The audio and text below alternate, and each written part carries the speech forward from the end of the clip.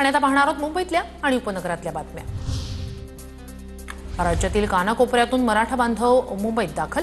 वाहतूक कोंडी टाळण्यासाठी फ्रीवे पासून पायी चालत जाण्याच्या पोलिसांच्या सूचना। वाडी बंदर परिसरात आंदोलकांच्या वाहनांसाठी पार्किंगची सोय। मध्य रेल्वेवरील आजचा ब्लॉक रद्द। गणपतीच्या दर्शनासाठी येणाऱ्या भाविकांना ब्लॉकचा त्रास होऊ नये म्हणून मध्य रेल्वेचा निर्णय। मध्य रेल्वेकडून 4 ते 6 सप्टेंबर दरम्यान मध्यरात्री उशिरापर्यंत लोकल सेवा सुरू ठेवली जाणार। गणेशोत्सवादरम्यान दर्शन करून घरी परतणाऱ्या भाविकांसाठी रेल्वेचा निर्णय।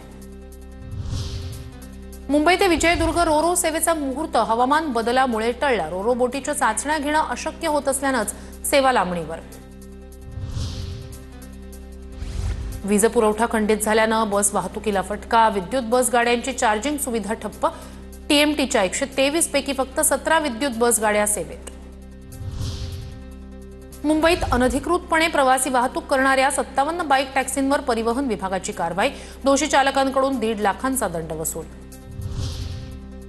ठाण्यातील धोकादायक इमारती रिक्त करण्याचे आदेश। विरारसारखी दुर्घटना ठाणे शहरात घडू नये म्हणून पालिकेचा निर्णय। पालिका आयुक्तांनी अधिकाऱ्यांची घेतली तातडीची बैठक। क्रिकेटपटू अजिंक्य रहाणे गणरायाच्या चरणी लीन। लालबागच्या राजाचं घेतलं दर्शन।